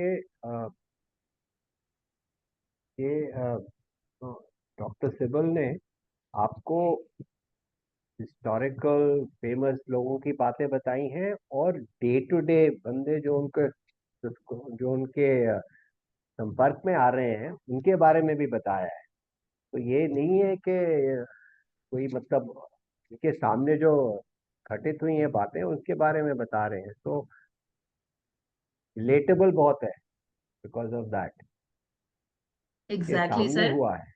हम्म। और उस साथ पे अपने अपने बेटे के साथ भी उसका जो डायलॉग चलता रहा है उसमें भी मतलब वो उसके बारे में भी बात करते हैं, तो इसलिए बहुत सब लगता नहीं है कि ये कोई मतलब कोई और कहीं और देश के कहीं के बाहर से कोई कहानी बता रहा है, तो रियल लाइफ लगता है for that reason. Very true sir.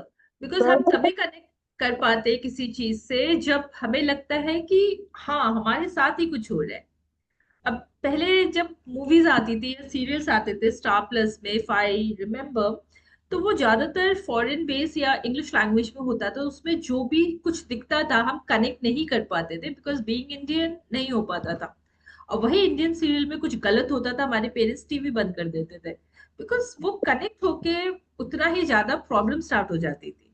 तो connection is very much important, and doctor Anupam Sabbal ने बहुत ही अच्छी तरीके से हमें समझाया है कि किस तरीके से वैल्यू को हम अपने डे टू डे में इम्प्लीमेंट कर सकते हैं, एक अच्छी जिंदगी के लिए, खुश रहने के लिए और आगे बढ़ने के लिए। Yes Meenakshi ma'am, you wanted to say something. Real life actually ये रियल लाइफ है ही ना, बिकॉज हम तो बच्चों को बार बार यही कहते हैं कि एक्सपीरियंशियल लर्निंग और कैसे हो सकता है, इसी के थ्रू, स्टोरीज के थ्रू, रियल लाइफ हो चाहे कहानी बना के हम रियल लाइफ जैसा कहानी बनाए। और ये मिस्टर सिब्बल की जो किताब है वो बहुत अच्छा लगता है, क्योंकि ये कनेक्ट कर रहे हैं हम लोगों के दिलो दिमाग को छू छू रहे हैं by doing by talking about these incidents. Her incident के बारे में किसी को पता तो होता नहीं है, कुछ के बारे में पता होता है। और जो एक मतलब हम लोगों को इतना सारा इंसिडेंट्स लाकर दिखाए हैं इतने सारे चैप्टर्स में, it's really touching us to the core, है ना। हम लोगों के दिल को छू रहा है, दिमाग को छू रहा है, सोचने पर मजबूर कर रहा है ना। जैसे ये मैं कह रही थी कि भाई forgiveness is not easy, but look at the, I mean, the mammoth forgiveness of doctor Nelson Mandela, है ना।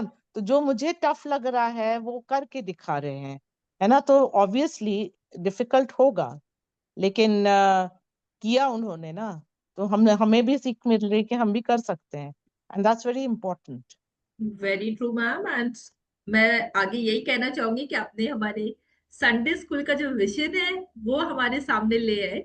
क्योंकि जब हमें कैसे पता चलेगी दुनिया में क्या हो रहा है, कैसे हो रहा है, और हमारी सोच किस तरीके से आगे बढ़ेगी, तो रीडिंग से ही बहुत ज्यादा इंपॉर्टेंट है रीडिंग करना, जो समहाउ अब नहीं हो पा रही है। हम बुक्स लाइब्रेरी से ले लेते, एक दो पन्ना पढ़ते, नहीं पसंद आई हम रख देते।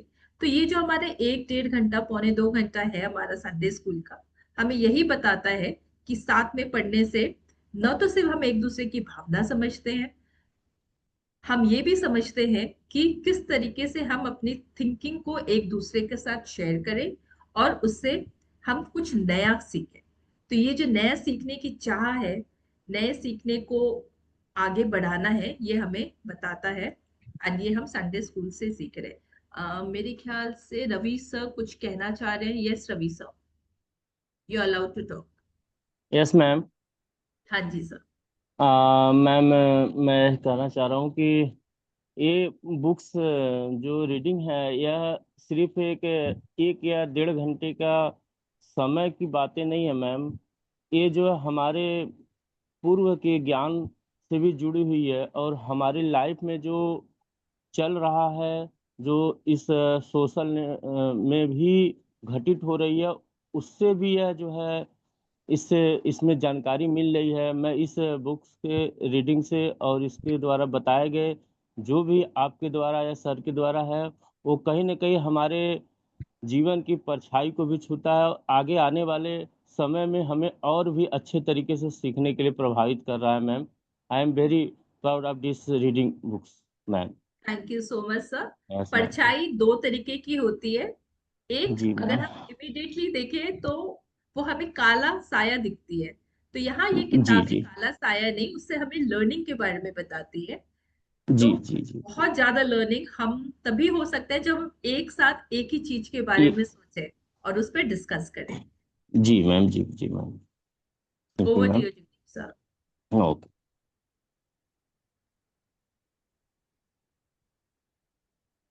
Thank you. Okay, Esha ma'am, anything else? नहीं। Okay, thank you, see you next Sunday then, bye. So everything is required to end, हर एक चीज को आगे बढ़ाने के लिए एक समय होता है। तो आज यहीं तक, हम अब अगले हफ्ते मिलते हैं नई किताब के साथ, नई चीजों के साथ। Thank you so much. And I think Amardeep sir आएंगे नेक्स्ट वीक हमारे पास, Yes, फर्स्ट संडे। सो yes. ठीक है, मिलते हैं हम सब next Sunday. Thank you so much. Reflection Okay. लिखते जाइए, अपनी सोच को एक दूसरे के साथ शेयर करती जाइए। I be waiting for it. Thank you, bye bye, take care. Bye.